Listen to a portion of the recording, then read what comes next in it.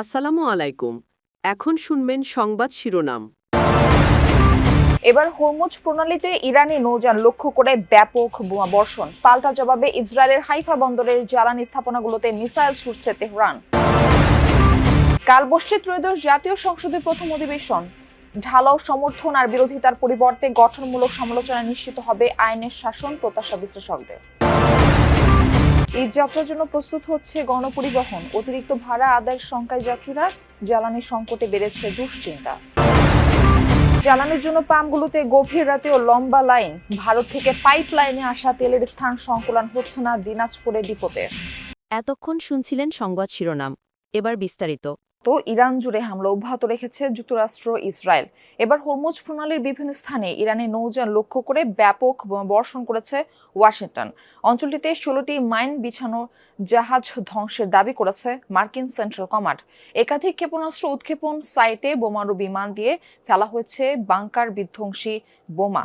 রাতভর রাজধানী তেহরানে চলছে বিমান হামলা। এদিকে পশ্চিম ইরানে বিভিন্ন সামরিক স্থাপনায় হামলার ফুটেজ প্রকাশ করেছে ইসরায়েলি প্রতিরক্ষা বিভাগ আইডিএফ।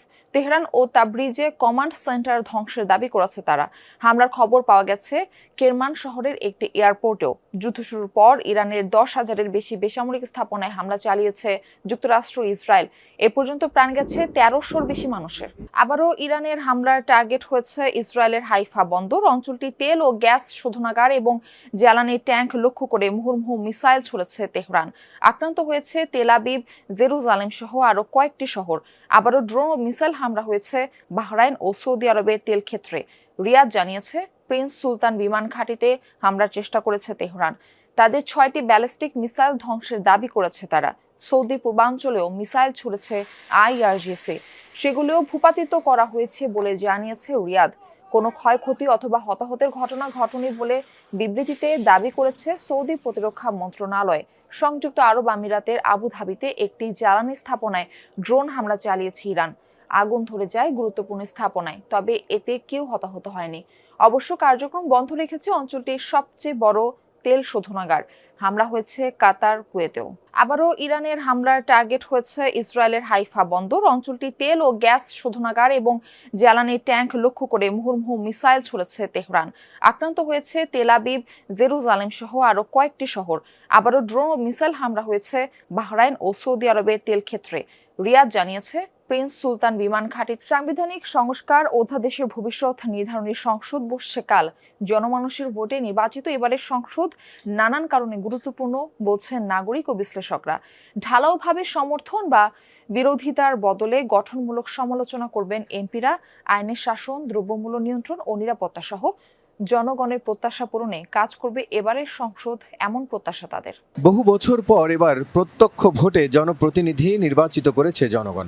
অধিকার ও গণতন্ত্র পুনরুদ্ধারের সে লড়াই ছিল রক্তক্ষয়ী। তাই হয়তো নির্বাচিত প্রতিনিধিদের কাছে এবার প্রত্যাশাও অনেক বেশি।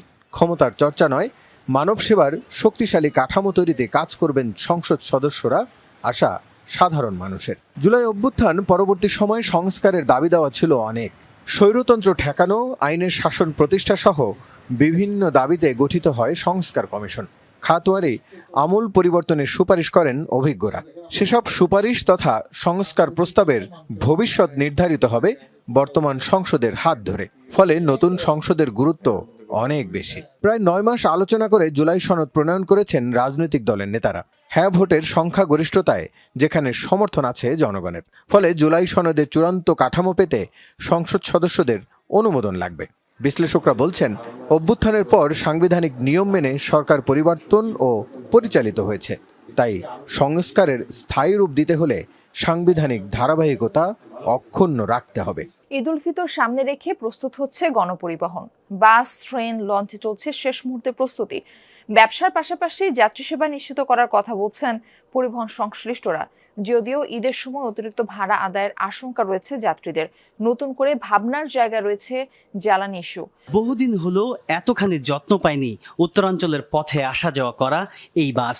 সামনে ঈদ যাত্রা, তাই দৃষ্টিনন্দন সাজে প্রস্তুত করার সর্বোচ্চ চেষ্টা শ্রমিকদের। সপ্তাহখানেকের ছুটি মিলবে ঈদ উপলক্ষে। যাত্রী সেবা দিতে প্রস্তুত হচ্ছে রাজধানী থেকে দেশের বিভিন্ন রুটে চলাচল করা দূরপাল্লার বাসগুলো।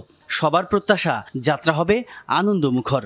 তবে পরিবহন মালিকদের নতুন চিন্তা জ্বালানি ইস্যু। কমলাপুর রেলওয়ে স্টেশনে ঢুকলেই আলাদা করে চোখে পড়বে ঈদের প্রস্তুতি। শৃঙ্খলা রক্ষায় এরই মধ্যে বসেছে বাঁশের বেষ্টনী। আইন শৃঙ্খলা রক্ষা বাহিনীর সদস্যদের উপস্থিতিও চোখে পড়ার মতো। ঈদযাত্রা নির্বিঘ্ন করতে এবার 5 জোড়া বিশেষ ট্রেন চালাবে রেলওয়ে। আসা যাওয়ার অগ্রিম টিকিটের শতভাগ দেওয়া হয়েছে অনলাইনে। টিকিট না পাওয়া কয়েকজনের দেখা মিলল কমলাপুরে। নৌপথের প্রস্তুতিটাও সমান তালের। রঙের আঁচড়ে সাজিয়ে তোলা হচ্ছে সদরঘাটের লঞ্চ। বাসের চাপে জৌলুস হারালেও ঈদের এই সময়ে কদর বাড়ে নৌযানগুলোর। এই ছুটিতে দৈনিক প্রায় 1.5 লাখ মানুষ নৌপথে ছুটবেন গন্তব্যে। ঈদযাত্রার পুরো সময়ে ঘাটের নিরাপত্তা নিশ্চিতে টহলে থাকবে কোস্টগার্ড, নৌপুলিশ ও র্যাব। অতিরিক্ত যাত্রী বহন আর ভাড়া আদায় ঠেকাতে টার্মিনালগুলোয় নজরদারি জোরদার করার কথা জানিয়েছে BIWTA। একরকম বিশ্রামে আছে ওপারের লঞ্চগুলো, চলছে টুকিটাকি সারাইয়ের কাজ, কেননা কদিন পরেই ব্যস্ত বহরে যুক্ত হবে তারা। লঞ্চ মালিকরা বলছেন এবার ছুটি লম্বা, আর তাই যাত্রী চাপ অতটাও হবে না সদরঘাটে। রাজধানীর ফিলিং স্টেশনগুলোই জ্বালানি তেলের জন্য আজও দীর্ঘ লাইন। সরবরাহ ঘাটতির কারণে এখনও স্বাভাবিক কার্যক্রম শুরু করতে পারেনি কয়েকটি পাম্প। সকালে তেল নিতে এসে দীর্ঘ সময় অপেক্ষা করতে হচ্ছে মোটরসাইকেল ও গাড়ি চালকদের। কেউ ফজরের নামাজ শেষে, কেউ বা সাহরি খেয়ে এসে দাঁড়িয়েছেন দীর্ঘ লাইনে। গভীর রাতেও লাইন ধরেছেন কেউ কেউ। পাম্পের কর্মীরা বলছেন কিছুটা স্বাভাবিক হতে শুরু করেছে তেলের মজুদ, তবে সরকার নির্ধারিত পরিমাণ মতোই সরবরাহ করা হচ্ছে জ্বালানি তেল। চালকরা বলছেন ভোগান্তি নিরসনে সরকারকে কার্যকর উদ্যোগ নিতে হবে। কেউ কেউ তেল অবৈধভাবে মজুত করছে বলে অভিযোগ তাদের। এদিকে দিনাজপুরের পার্বতীপুরে পেট্রোলিয়াম কর্পোরেশনের অধীনস্থ রেলহেড ডিপোতে জায়গা না থাকায় পেট্রোল ও অকটেন খালাস করতে পারছে না কর্তৃপক্ষ। ফলে সরবরাহের পর ট্যাঙ্কার খালি হলেই তা খালাস করতে হচ্ছে। মঙ্গলবার বিকেল পর্যন্ত পার্বতীপুর রেলহেড ডিপোতে পর্যাপ্ত পরিমাণে তেল মজুত ছিল। ডিপোর ধারণ ক্ষমতা অনুযায়ী ট্যাঙ্কারগুলোতে ডিজেল কিছুটা কম থাকলেও পেট্রোল ও অকটেন রয়েছে পর্যাপ্ত। তবে পেট্রোল ও অকটেন খালাস করতে না পেরে দীর্ঘ সময় বসে থাকা ট্যাঙ্ক লরিগুলোতে লোকসান গুনতে হচ্ছে। পেট্রোল পাম্প মালিক নেতৃবৃন্দ জানান, জ্বালানি সংকটের বিষয়টি গুজব। চাহিদা মতো সরবরাহ শুরু হলে তেল সংকটের আতঙ্ক দূর হয়ে যাবে। সেই সাথে ভারত বাংলাদেশ ফ্রেন্ডশিপ পাইপলাইনে 5,000 মেট্রিক টন ডিজেল আসা শেষ হলে আজকের মধ্যে ডিজেলেরও পর্যাপ্ত মজুদ হয়ে যাবে। চট্টগ্রামের গার্মেন্টস ব্যবসায়ীর বাসভবনে প্রকাশ্যে গুলির ঘটনায় শীর্ষ সন্ত্রাসী বড় সাজ্জাদের সহযোগী আব্দুল কাইয়ুম, রিমন, প্রকাশ ইমন সহ 3 জনকে গ্রেফতার করেছে পুলিশ। এ সময় গুলির ঘটনায় ব্যবহৃত বিদেশি রিভলভার, পিস্তল সহ 3টি বিদেশি অস্ত্র উদ্ধার করা হয়। এর মধ্যে 2টি অস্ত্র থানা থেকে লুট হওয়া। মঙ্গলবার রাতে সিএমপি কার্যালয়ে সংবাদ সম্মেলনে এসব তথ্য জানানো হয়। পুলিশ জানায়, গ্রেফতারকৃত সন্ত্রাসীরা দীর্ঘদিন ধরে বিদেশে পালিয়ে থাকা বড় সাজ্জাদের নির্দেশে চাঁদা আদায় করে আসছে। প্রাথমিক